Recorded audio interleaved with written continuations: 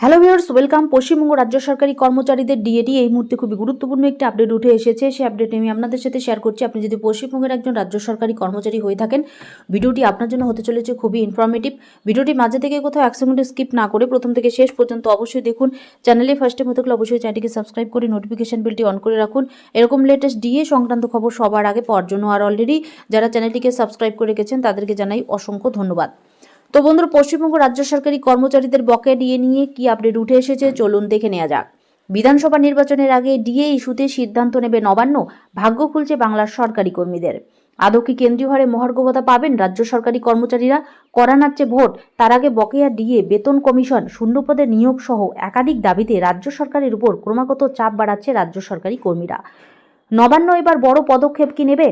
এখনও ডিএ বা মহার্ঘ ভাতার রায় রিজার্ভ রয়েছে সর্বোচ্চ আদালতে। কবে সেই রায় সামনে আসবে সেই অপেক্ষায় সকলে। একাধিক রিপোর্টে দাবি করা হচ্ছে জানুয়ারি মাসের প্রথম দিকে এই মামলার রায় সামনে আসবে।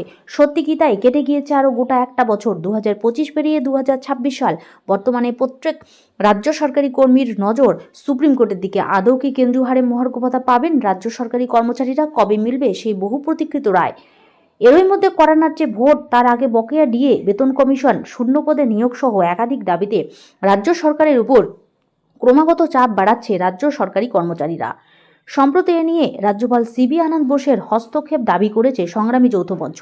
এবার আরও এক ধাপ এগিয়ে রাজ্যের নয়া মুখ্য সচিব নন্দিনী চক্রবর্তীকে চিঠি যৌথ মঞ্চের। রাজ্যের প্রথম মহিলা মুখ্য সচিবকে অভিনন্দন জানিয়ে চিঠিতে বলা হয়েছে, সপ্তম বেতন commission all India consumer price index অনুযায়ী মহার্ঘ ভাতা বা ডিএ নিয়মিতকরণ এবং অবিলম্বে শূন্যপদ গঠন ইত্যাদি বিষয়ে সরাসরি মুখ্য সচিবের সঙ্গে আলোচনা করতে চায় সংগ্রামী যৌথ মঞ্চ। বেশ কিছু বিষয় বিস্তারিত আলোচনা করতে চেয়ে মুখ্য সচিবকে চিঠি দেওয়া হয়েছে। চিঠিতে কর্মচারী ও শিক্ষকরা যাতে ন্যায্য ও সংশোধিত বেতন সুবিধা পেতে পারেন সেই জন্য সপ্তম বেতন কমিশন গঠন করার দাবি জানানো হয়েছে। উল্লেখ্য, ষষ্ঠ বেতন কমিশনের মেয়াদ শেষ হয়েছে 2025 সালের 31 ডিসেম্বর। এই আবহে নয়া পে কমিশনের জোরালো দাবি তুলছেন সরকারি কর্মীরা।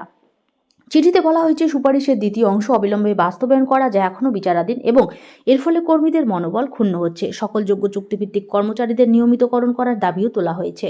এআইসিপি অনুযায়ী মহার্ঘ ভাতা জমা হওয়ার তারিখ থেকে প্রদান এবং এই নিয়ে সুপ্রিম কোর্টের রায় সরকার কর্তৃক গ্রহণযোগ্যতা, কেন্দ্রীয় এবং বেশিরভাগ রাজ্য স্বীকৃত নিয়মের সঙ্গে সমতা নিশ্চিত করার কথা বলা হয়েছে।